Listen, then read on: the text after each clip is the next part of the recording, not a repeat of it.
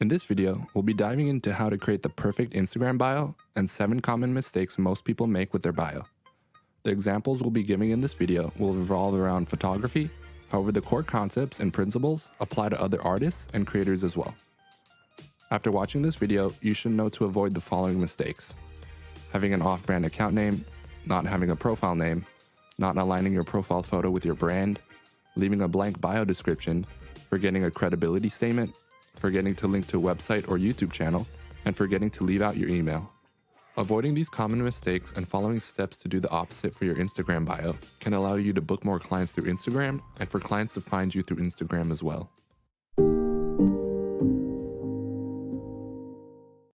Having the perfect Instagram bio is important not only for business, but for the overall impression of you as an artist, creator, and business owner.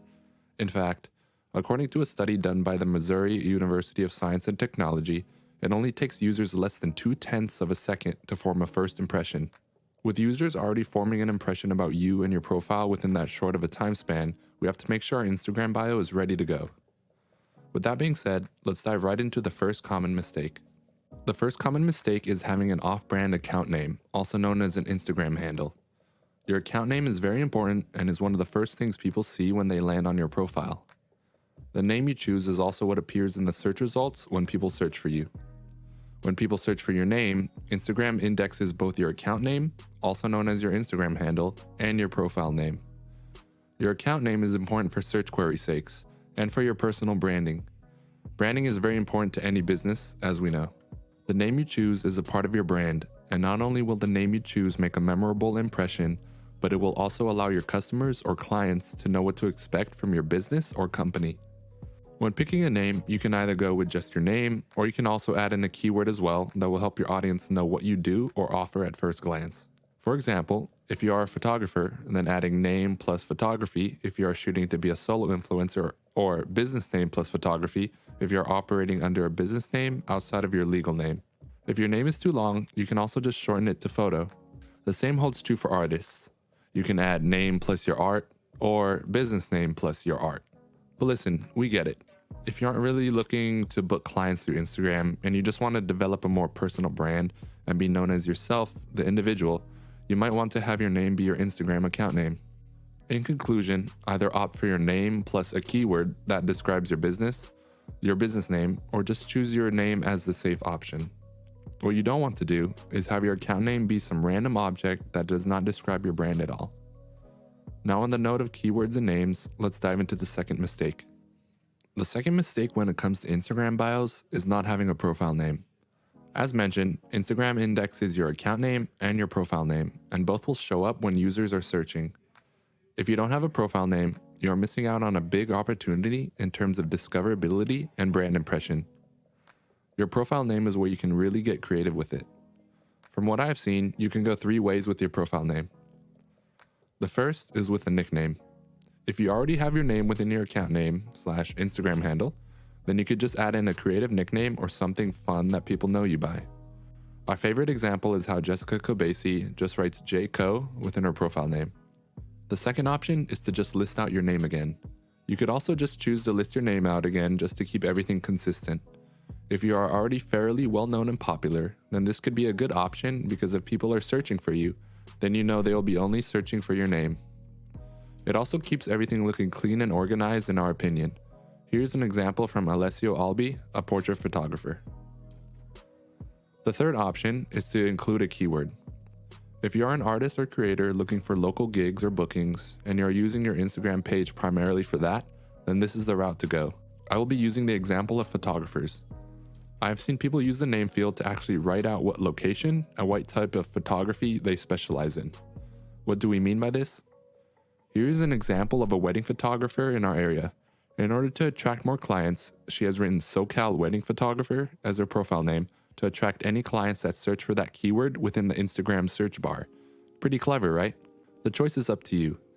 If you're an artist in a small area and you specialize in a specific niche, such as wedding photography, then the above option may be the best option to attract local clients.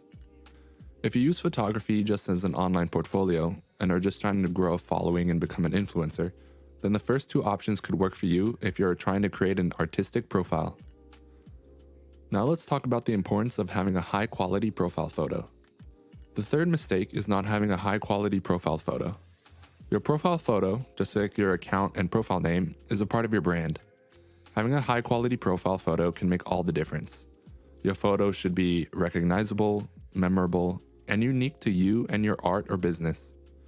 Since the screen space allowed by Instagram for a profile photo is very small, we have to ensure we capture all the essentials within the tiny space provided for us. Just as we would ensure our photographs look a certain way on our profile, we also have to ensure our profile photo follows our own guidelines as well. But what is defined as high quality? We'll define a high quality profile photo as one that is in focus, in style or on brand, and is a solo person image. The first part is to make sure your image is in focus. What do we mean by in focus? We want our profile photo to be in focus and to not be blurry. Having a blurry photo within your profile picture could cause you to lose credibility with your users. Your profile photo doesn't have to be very sharp, just don't have it be blurry. This is especially important if your eyes are visible within your profile photo. Capturing the eyes and ensuring your eyes are visible within your profile photo can allow users who land on your page to feel more connected to you. Also, for example, if you're a photographer and if you do not post any images of you within your profile and only of your subjects, people may want to see who is behind the camera.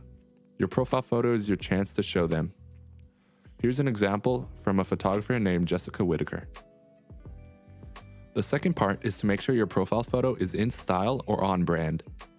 Since your profile photo is a part of your brand, you will want your profile photo to also reflect your brand colors or artistic style. For example, if you are a portrait photographer who specializes in creating artistic portraits, then your profile photo can reflect your style. Here are examples including two well-known artistic portrait photographers, Alessio Albi and Jessica Kobesi. If you follow a specific color harmony on your profile that matches your brand colors, then you will want your profile photo to match it as well to be cohesive. Here's a great example from I Am Winter, who is a cinematic and portrait photographer who color grades all his photos to have a bluish green tone. His profile photo reflects his style. The third part is to make sure your profile photo is a solo person image or at least not a group image. This gripe is often reflected in dating apps. Have you ever landed on someone's social profile and they only have a group photos and you can't figure out who is who? People want to put a face to a name, so make it clear who you are in your profile photo. In conclusion, regarding profile photos, to get the most out of the small circle Instagram provides us for our profile picture, make sure your profile photo is in focus, reflects your personal brand or style, and is not a group photo, and you will be set up for success. Now, let's discuss the actual content within your bio. The fourth mistake is leaving a blank bio description. Similar to leaving a blank profile name, this is prime real estate to further enhance your brand image and personality. The content within your bio is very customizable, and this is where you have the most artistic freedom to express and add the final touches on how your overall brand and profile will appear. The content within your bio is where you get to position yourself as an artist and creator and stand out from the rest of the crowd. Within the content in your bio, you can define your location, the services you offer, your niche, and a sentence or two to show your true self.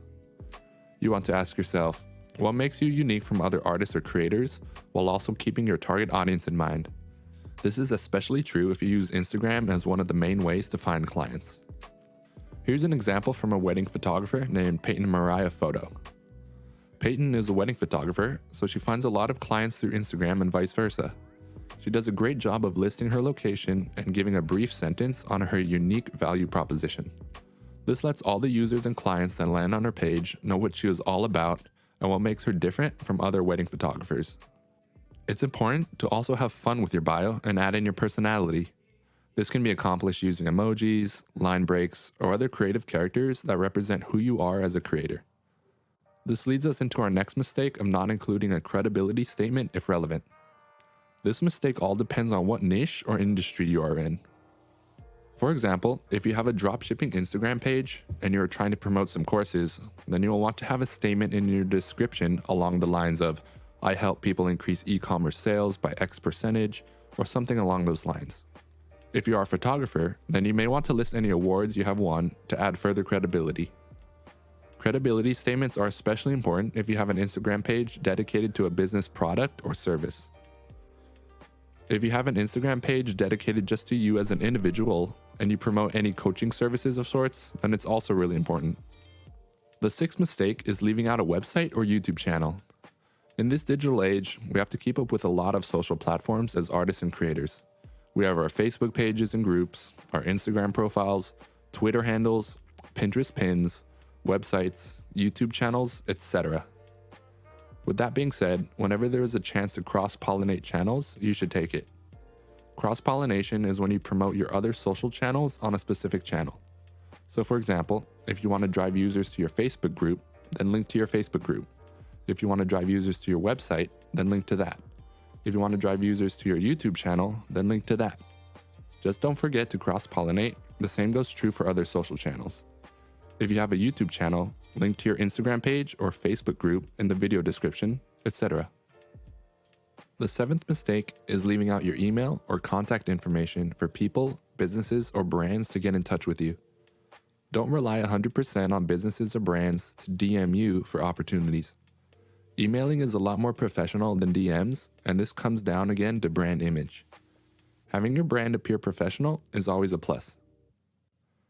If you are an artist or creator who is also open for collaboration, then also add a quick little note above your email noting that you are open for collabs.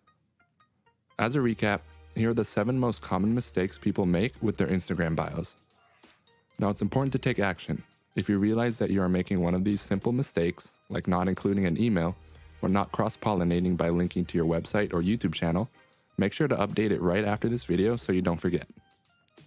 In conclusion, your Instagram bio is just one more touch point to improve your online discoverability and boost your brand image.